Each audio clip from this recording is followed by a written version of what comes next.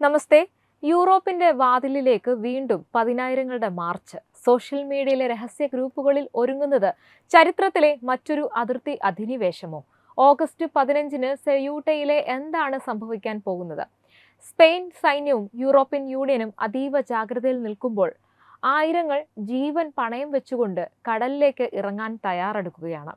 മനുഷ്യാവകാശവും ദേശീയ സുരക്ഷയും നേർക്കുനേർ ഏറ്റുമുട്ടുന്ന ഈ പ്രതിസന്ധിയുടെ പിന്നിലെ യാഥാർത്ഥ്യം എന്തായിരിക്കാം? ഇന്നത്തെ വീഡിയോയിൽ വിശദമായിട്ട് നമ്മൾ അതാണ് പരിശോധിക്കാൻ പോകുന്നത്. ആഫ്രിക്കൻ തീരങ്ങളിൽ നിന്ന് യൂറോപ്യൻ സ്വപ്നങ്ങളിലേക്ക്, സെയൂട്ടയിലേക്ക് വീണ്ടും വൻ അധിനിവേശത്തിന് നീക്കം. സോഷ്യൽ മീഡിയ വഴി ആയിരങ്ങളെ ഏകോപിപ്പിച്ച് മൊറോക്കൻ കുടിയേറ്റ ഗ്രൂപ്പുകൾ. ആഫ്രിക്കൻ വൻകരയിൽ നിന്ന് യൂറോപ്പിലേക്കുള്ള സ്വപ്നവുമായി കാത്തിരിക്കുന്ന ആയിരക്കണക്കിന് മൊറോക്കൻ കുടിയേറ്റക്കാരും അഭയാർത്ഥികളും വീണ്ടും സ്പെയിനിലേക്ക് കൂട്ടത്തോടെ കടന്നുകയറാൻ പദ്ധതിയിടുന്നതായിട്ട് പുറത്തുവരുന്ന വിവരങ്ങൾ യൂറോപ്യൻ സുരക്ഷാ ഏജൻസികളെ വീണ്ടും ജാഗ്രതയിലാക്കിയിരിക്കുകയാണ്. സ്പാനിഷ് എൻക്ലേവായ സെയൂട്ടയിലേക്ക് അതിർത്തി സുരക്ഷാ സംവിധാനങ്ങൾ മറികടന്നും കടൽ നീന്തിക്കടന്നും അനധികൃതമായി പ്രവേശിക്കാനുള്ള വൻ സംഘടിത നീക്കങ്ങളാണ് മൊറോക്കയിൽ അണിയറയിൽ പുരോഗമിക്കുന്നതെന്നാണ് പുറത്തുവരുന്ന റിപ്പോർട്ടുകൾ സൂചിപ്പിക്കുന്നത്. വാട്സാപ്പ്, ഫേസ്ബുക്ക്, ഇൻസ്റ്റഗ്രാം ഉൾപ്പെടെയുള്ള സാമൂഹിക മാധ്യമ പ്ലാറ്റ്ഫോമുകൾ കേന്ദ്രീകരിച്ച് ഈ നീക്കങ്ങൾക്ക് വ്യാപകമായ ഏകോപനം നടക്കുന്നതായിട്ട് സ്പാനിഷ് ഫാക്ട് ചെക്കിംഗ് ഏജൻസിയായിട്ടുള്ള മാൾഡിറ്റ.es പുറത്തുവിട്ട വിശദമായ വിശകലന റിപ്പോർട്ടിൽ വ്യക്തമാക്കുന്നുണ്ട്.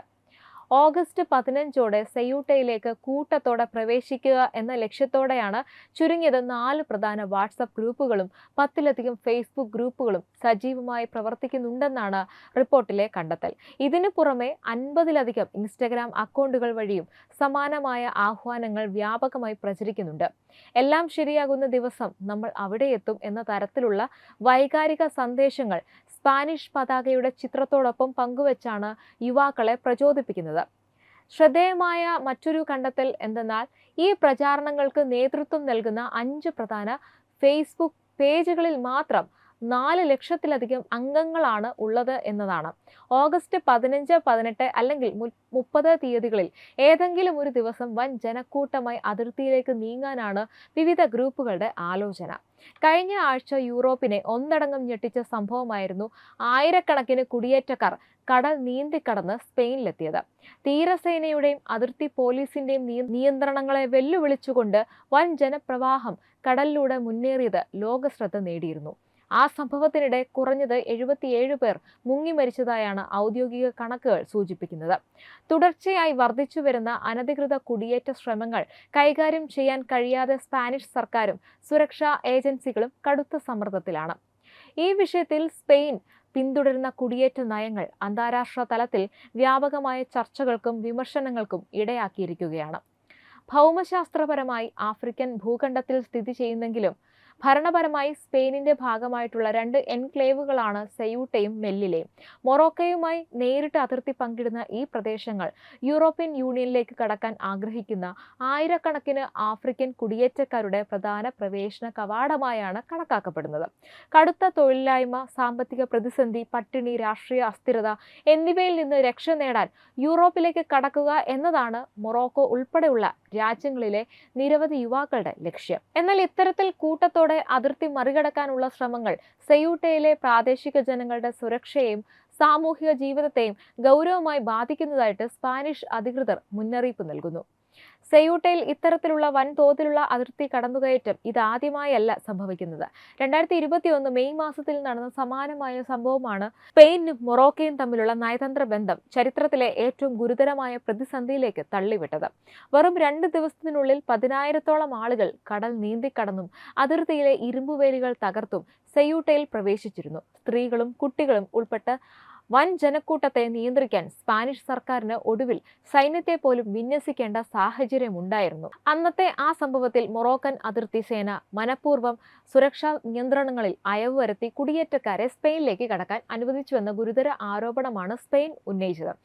പശ്ചിമ സഹാറ വിഷയത്തിൽ സ്പെയിൻ സ്വീകരിച്ച നിലപാടിനോടുള്ള രാഷ്ട്രീയ പ്രതികാരത്തിന്റെ ഭാഗമായാണ് മൊറോക്കോ മനുഷ്യരെ സമ്മർദ്ദായുധമായി ഉപയോഗിച്ചതെന്ന വിലയിരുത്തലും സ്പാനിഷ് മാധ്യമങ്ങൾ മുന്നോട്ട് വച്ചിരുന്നു.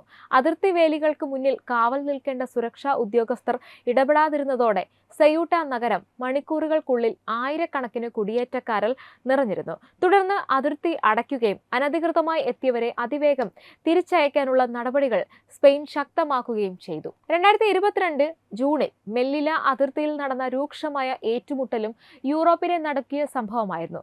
അതിർത്തിയിലെ കൂറ്റൻ ഇരുമ്പുവേലികൾ തകർത്ത് 2000ഓളം കുടിയേറ്റക്കാർ പ്രവേശിക്കാൻ ശ്രമിച്ചപ്പോൾ മൊറോക്കൻ സ്പാനിഷ് സുരക്ഷാ സേനകൾ നടത്തിയ കടുത്ത നടപടിയിൽ 23ലധികം പേർ കൊല്ലപ്പെട്ടിരുന്നു. എന്നാൽ മനുഷ്യാവകാശ സംഘടനകളുടെ വിലയിരുത്തൽ പ്രകാരം യഥാർത്ഥ മരണസംഖ്യ ഇതിലും കൂടുതലായിരിക്കാമെന്നാണ് സംശയം. കണ്ണീർവാതകം, ലാത്തിച്ചാർജ്, തിക്കിലും തിരക്കിലും പെട്ടുള്ള മരണങ്ങൾ എന്നിവയുടെ ദൃശ്യങ്ങൾ ലോകവ്യാപകമായി പ്രതിഷേധത്തിനും ചർച്ചകൾക്കും കാരണമായിരുന്നു. സെയൂട്ട അതിർത്തിയിൽ സ്പെയിൻ കോടിക്കണക്കിന് യൂറോ ചെലവഴിച്ച് നിർമ്മിച്ച 6 മീറ്റർ ഉയരമുള്ള ഇരട്ട ഇരുമ്പുവേലികൾ, മുള്ളുകമ്പികൾ, ഹൈടെക് ക്യാമറകൾ, തെർമൽ സെൻസറുകൾ, നിരീക്ഷണ സംവിധാനങ്ങൾ എന്നിവയൊന്നും ഇപ്പോൾ അനധികൃത കുടിയേറ്റ പ്രവാഹം പൂർണ്ണമായി തടയാൻ പര്യാപ്തമല്ലെന്നാണ് നിലവിലെ സാഹചര്യം വ്യക്തമാക്കുന്നത്. കരമാർഗം പ്രവേശനം ദുഷ്കരമാകുമ്പോൾ കടൽ നീന്തിയോ ചെറിയ റബ്ബർ ബോട്ടുകളിലോ ജീവൻ പണയം വെച്ചുകൊണ്ട് അതിർത്തി മറികടക്കുകയാണ് ഇപ്പോൾ കൂടുതൽ പേരും സ്വീകരിക്കുന്ന പുതിയ രീതി.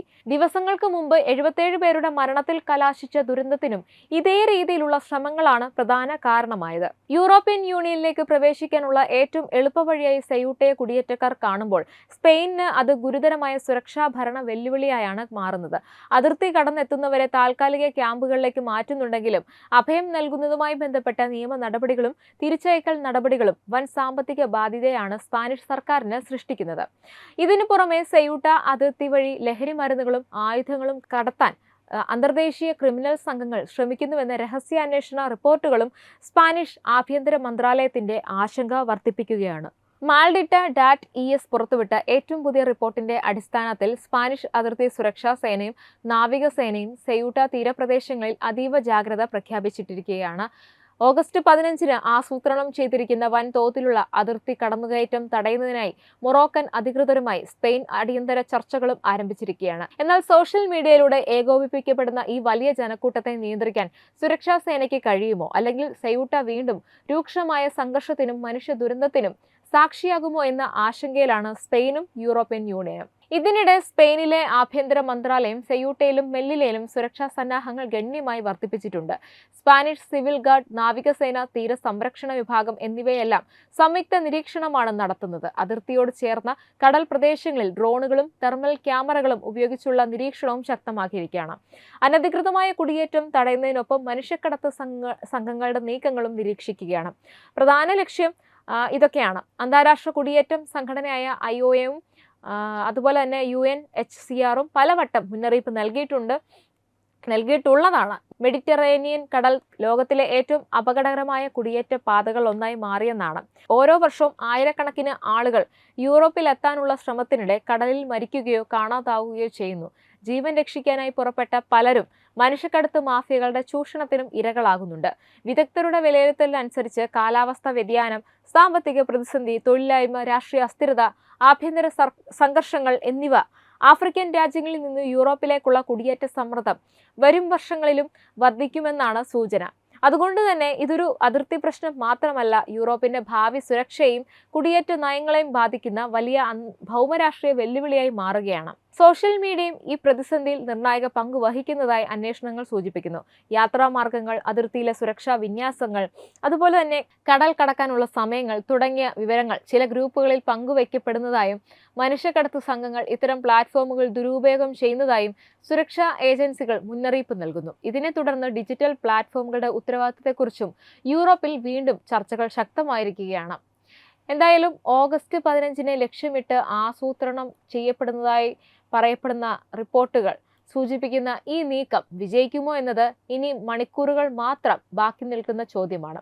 ഒരു വശത്ത് പട്ടിണിയും ദാരിദ്ര്യവും യുദ്ധ സാഹചര്യങ്ങളും വിട്ട് സുരക്ഷിതമായ ജീവിതം തേടുന്ന മനുഷ്യർ, മറുവശത്ത് ദേശീയ സുരക്ഷയും അതിർത്തി നിയന്ത്രണവും ഉറപ്പാക്കേണ്ട സർക്കാരുകൾ. ഈ രണ്ട് യാഥാർത്ഥ്യങ്ങൾ തമ്മിലുള്ള ഏറ്റുമുട്ടലാണ് സെയൂട്ട അതിർത്തിയിൽ വീണ്ടും അരങ്ങേറാൻ പോകുന്നത്. ചരിത്രം വീണ്ടും ആവർത്തിക്കുമോ അതോ വൻ ദുരന്തം ഒഴിവാക്കാൻ സ്പെയിനും മൊറോക്കയും ഇത്തവണ വിജയിക്കുമോ എന്ന് കണ്ടറിയണം.